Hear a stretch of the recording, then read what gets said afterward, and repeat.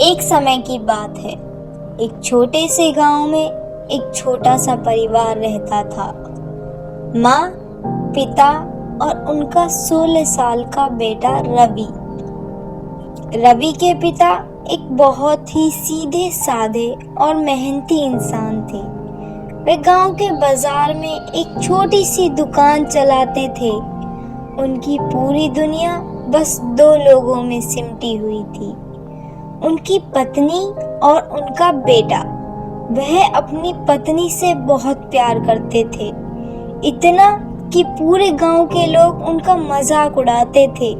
गांव वाले उन्हें अक्सर जोरू का गुलाम कहते थे, लेकिन रवि के पिता को इस बात से कभी कोई फर्क नहीं पड़ता था। वे हमेशा मुस्कुराते थे। लोग क्या कहते हैं उससे मुझे फर्क नहीं पड़ता। मेरी पत्नी और मेरा बेटा खुश रहे, बस यही काफी है। रवि भी अपने पिता की तरह ही शांत और समझदार लड़का था। उनका जीवन साधारण था, लेकिन खुशहाल था। लेकिन एक दिन ऐसा हुआ जिसने उनकी पूरी जिंदगी बदल दी।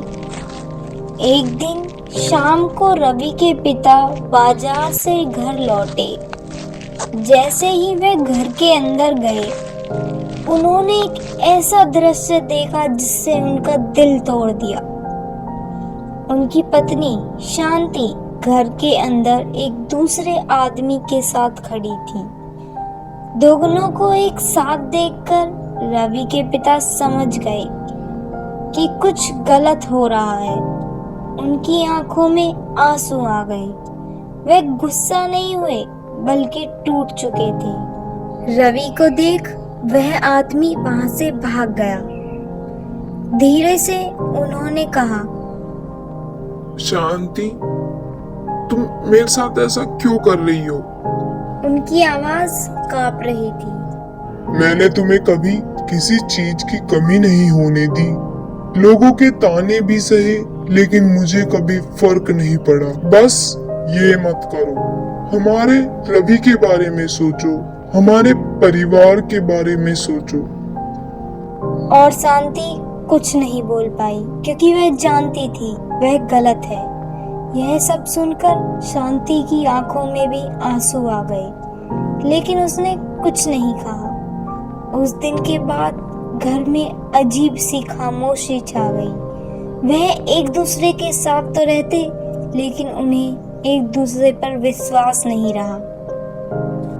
कुछ दिन तक सब सामान्य सा लगा, लेकिन एक रात शांति ने खाने में नींद की गोलियां मिला दी।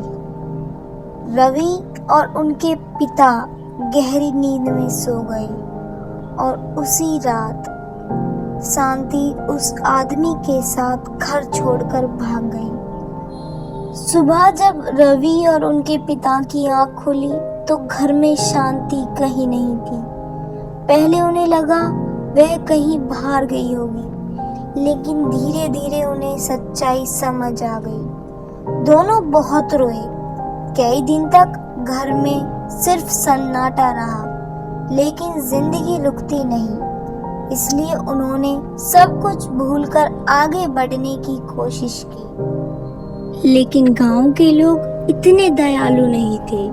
मोहल्ले के बच्चे रवि का मजाक उड़ाने लगे, उसे भगोड़ी माँ का बेटा कहकर बुलाते।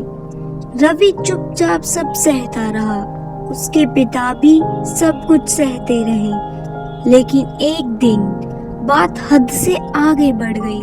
2 लड़कों ने उसके घर के सामने एक पोस्टर चिपका दिया। पोस्टर पर लिखा था, भगोड़ी माँ का बेटा।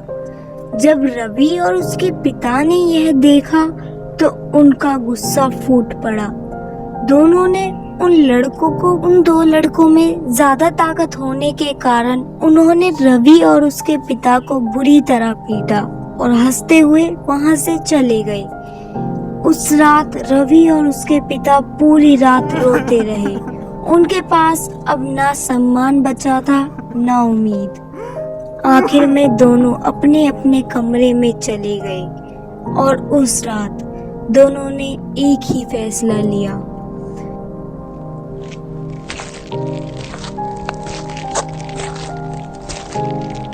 अगली सुबह जब पड़ोसी ने घर का दरवाजा खोला तो जो दृश्य उन्होंने देखा उससे पूरा गांव कांप उठा। रवि और उसके पिता दोनों घर के अंदर फांसी से लटके हुए थे। यह देखकर पूरे गांव में सन्नाटा छा गया। कुछ महीनों बाद शांति अचानक गांव वापस आ गई। उसे पता चला था कि उसके पति की संपत्ति अभी भी उसी घर में है। जब लोगों ने उसे देखा तो पूरा गांव खामोश हो गया। पर किसी ने उससे कुछ नहीं कहा। फिर भी शांति उसी घर में रहने लगी। एक रात शांति घर के हॉल में अकेली बैठी थी। बाहर तेज हवा चल रही थी। अचानक उसे किसी के जोर से रोने की आवाज सुनाई दी। वह डरकर बोली, कौन है? कौन रो रहा है? लेकिन कोई जवाब नहीं आया। कुछ देर के लिए सब शांत हो गया। कुछ ही क्षण बाद शांति ने सामने देखा और उसकी सांसें रुक गई। उसके सामने रवि और उसके पिता खड़े थे। वह जमीन पर नहीं थे, वह हवा में तैर रहे थे। उनके चेहरे बिल्कुल सामान्य थे, लेकिन उनकी आंखों से आंसू बह रहे थे। यह देखकर शांति डर के मारे चीख पड़ी, बचाओ बचाओ! लेकिन उसकी आवाज किसी ने नहीं सुनी। तभी रवि और उसके पिता रोना बंद करके हंसने लगे। एक बहुत ही डरावनी हंसी। शांति डर के मारे घुटनों के बल गिर गई। वह रोने लगी और माफी मांगने लगी। फिर अचानक सब कुछ शांत हो गया, पहले की तरह। लेकिन अब हॉल खाली था। वहां ना तो आत्माएं थी और ना ही शांति। अगले दिन जब काम वाली घर आई तो किसी ने दरवाजा नहीं खोला। उसने बहुत देर तक दरवाजा खटखटाया, लेकिन अंदर से कोई आवाज नहीं आई। उसने कहा, दीदी दीदी दरवाजा खोलो, लेकिन अंदर से कोई जवाब नहीं आया।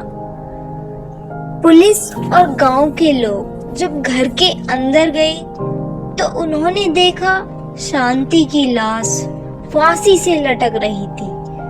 सबको लगा उसने आत्महत्या कर ली, लेकिन सच्चाई क्या थी यह कोई नहीं जानता। उस घटना के बाद उस घर को हमेशा के लिए बंद कर दिया गया। अब वहां कोई नहीं रहता।